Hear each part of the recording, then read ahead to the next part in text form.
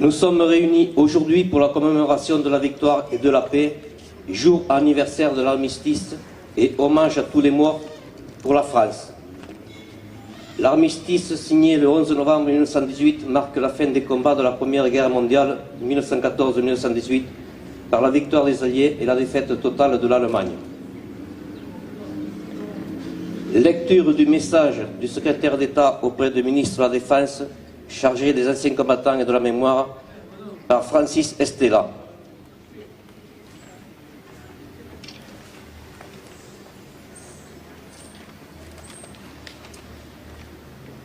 Commémoration de la victoire et de la paix, hommage à tous les morts pour la France.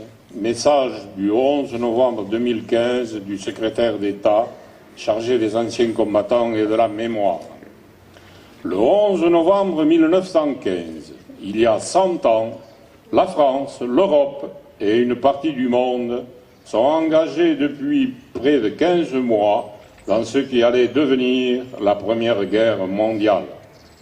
Les combats s'intensifient dans nos territoires, en Champagne, en Artois, dans les Vosges, mais aussi sur le front d'Orient.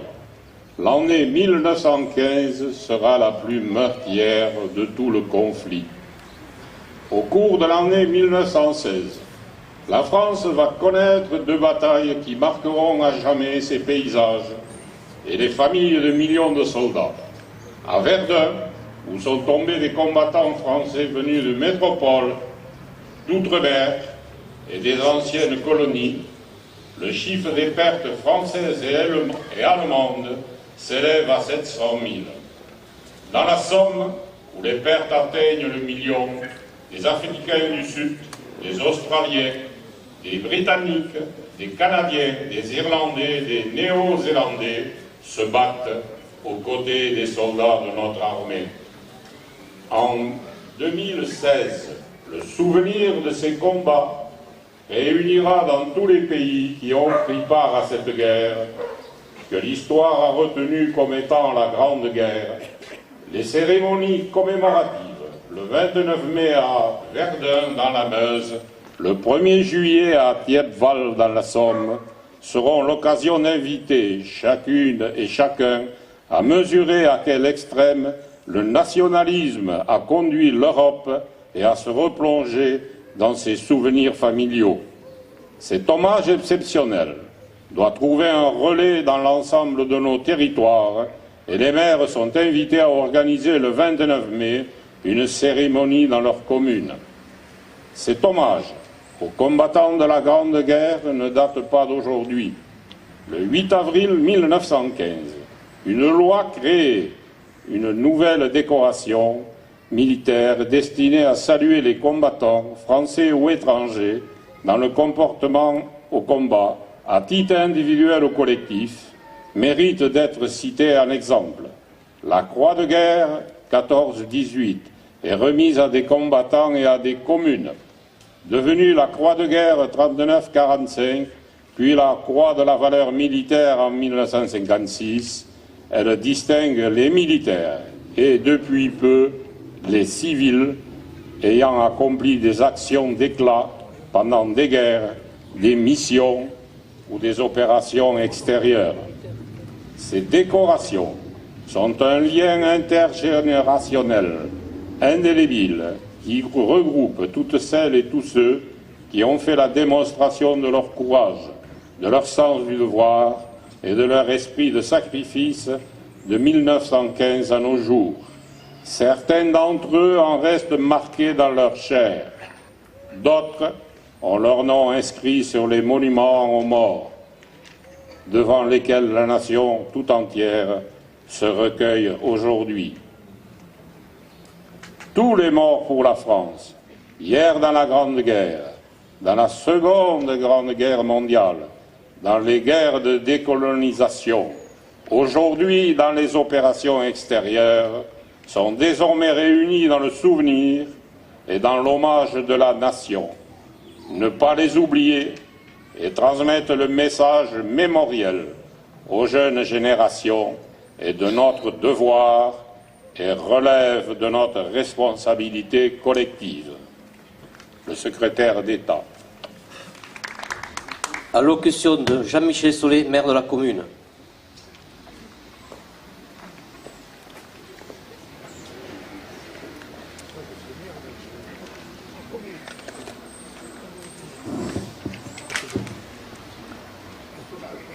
Mesdames, Messieurs les représentants des anciens combattants, Mesdames, Messieurs les représentants des corps constitués, Mesdames, Messieurs les élus et tout fraîchement élus les enfants du conseil municipal, je voudrais saluer aussi la chorale Orphéon qui nous fait le plaisir chaque fois de participer à nos cérémonies. Merci beaucoup d'être présents.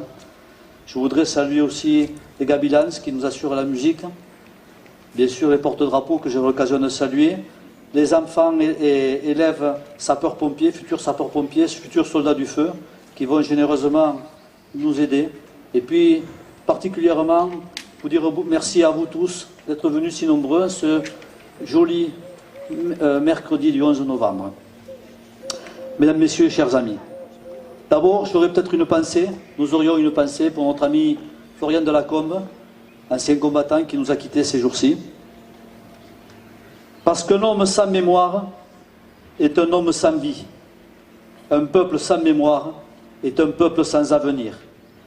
Nous disait le maréchal Foch au lendemain du 11 novembre 1918 où il signa à 5h30 du matin l'armistice. Souvenons-nous qu'il y a déjà 100 ans débutait une des guerres les plus meurtrières de ce siècle. 9 millions de morts, 20 millions de blessés, 60 millions de soldats y ont participé. Cette grande guerre, la Première Guerre mondiale, impliqua plusieurs pays, sur plusieurs continents, opposant la triple entente, la France, le Royaume-Uni, la Russie et toutes leurs colonies, de ces différents États bien entendu, le Japon, la Belgique, l'Italie en 1915 et les États-Unis d'Amérique en 1917, à la Triple Alliance, l'Allemagne, l'Autriche-Hongrie, les empires et colonies qu'ils contrôlaient, l'Empire ottoman et la Bulgarie. Cette guerre fut une des guerres les plus modernes, où fut utilisées de nouvelles armes destructrices, aéronefs, puis des avions, premiers bombardements, et aussi des sous-marins, dissimant les flottes commerciales. La violence des combats fut terrible. Près de 10% de la population active de la France y laissa la vie. Cette guerre fut une grande leçon d'unité, unité nationale. Tous et toutes avaient à cœur de défendre la patrie en danger. Des héros, cette guerre en a connu. Comment ne pas être admiratif? N'oublions pas aussi les héroïnes, mobilisées à l'arrière des combats, méritantes. Elles firent tourner le pays, les usines, les cultures, les hôpitaux, portant assistance aux blessés. Elles portèrent le pantalon aussi, se coupèrent les cheveux, assurèrent les tâches tout en vivant des moments d'angoisse. Elles répondirent présentes. Elles eurent aussi une part importante à la victoire. Cette guerre fut un événement majeur de ce XXe siècle qui débutait. Elle entraîna de nombreux changements géopolitiques, modifiant profondément le cours de notre histoire.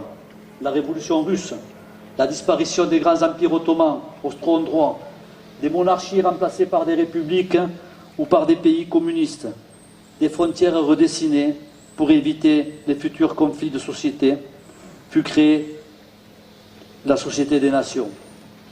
La fin d'une époque, d'une organisation sociale, l'émancipation des femmes, les prémices de nos sociétés modernes. En avons-nous tiré les leçons? Souvenons-nous, il y a près de 70 ans, la Deuxième Guerre mondiale tuait, elle, 62 millions de personnes, et pas seulement des militaires, des civils en nombre, avec des flots de massacres, de génocides, de souffrances, de privations. Souvenons-nous des conflits, des guerres d'Indochine, d'Algérie. Souvenons-nous de l'engagement, encore aujourd'hui, de nos jeunes, de nos troupes, dans les différents pays, différents terrains d'opération. La disparition du dernier poilu nous a conduit à un cycle de commémoration exceptionnel. Ici, devant ce monument aux morts, nous honorons la mémoire des jeunes enfants de Banyuls, soldats morts au combat. Tant de vies gâchées, tant de jeunesse perdue, de familles meurtries. Souvenons-nous de ces noms gravés à jamais sur ce monument, disons-leur toute notre reconnaissance. Nous leur devons de vivre dans ce beau pays, en liberté, autour de ces valeurs qui sont l'essence même du vivre ensemble. La démocratie, la fraternité, l'égalité, la formidable idée que nous pouvons être les acteurs de notre destin. Nous honorons nos morts pour la France. Pensons aussi à ces milliers de soldats qui sont revenus fracassés dans leur chair, handicapés à vie. On ne peut apprécier la paix qu'en connaissant la guerre, nous dit-on.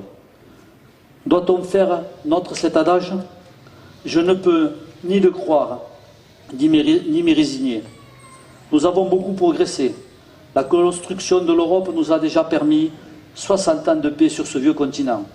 Aujourd'hui, l'évolution tellement rapide de notre environnement, de nos sociétés, représente certes un réel progrès, mais aussi un réel danger. Notre économie en difficulté, le manque d'emploi, le devoir de préserver notre planète sont d'autant d'enjeux qui sont au centre de nos préoccupations. La véritable révolution technologique qui s'impose vite, trop vite, la transformation de notre mode de vie, nos facultés d'adaptation, les avancées de la science, les progrès de la médecine sont aussi autant d'espoir d'une vie meilleure. Le devoir de mémoire nous rappelle que sans eux, ces victimes, ces sacrifiés, rien de tout ça ne serait possible. Il est là le sens de leur sacrifice. Il est là notre grand devoir. Nous avons en leur mémoire l'obligation de relever ces défis. Nous avons à notre tour à bâtir cet idéal auquel ils croyaient. Ce monde plus juste, plus ouvert, plus généreux, où le sacrifice des vies ne serait plus nécessaire. Nous avons à être à notre tour courageux, téméraires, audacieux. Soyons vos dignes enfants. Chaque période de trouble dans l'histoire ouvre une brèche d'espoir.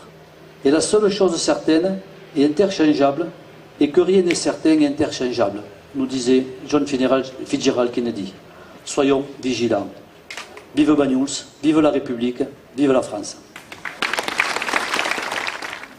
Nous allons procéder à un dépôt de gerbe. Pour déposer la gerbe, Jean-Michel Solé, maire de la commune. Shakira Charamon, maire ou mairesse du conseil municipal des enfants. Sharon Kelchal, adjoint. Shaina Haït Amoun, adjoint. Pour l'ensemble. Garde à vous.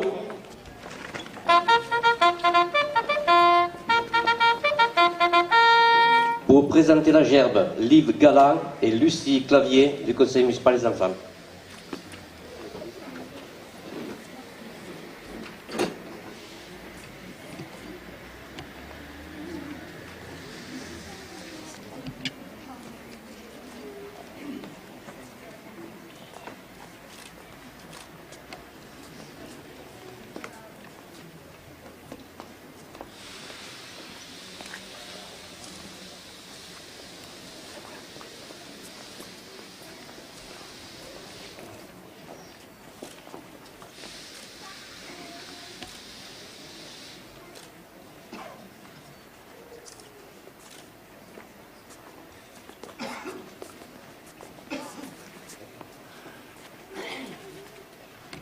Aux morts.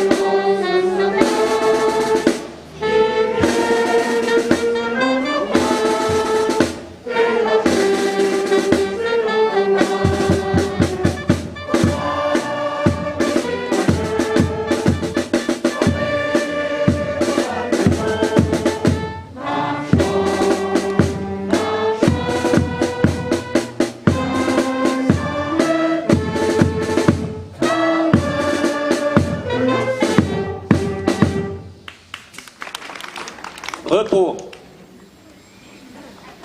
J'invite Monsieur le maire et les officiels à saluer les drapeaux.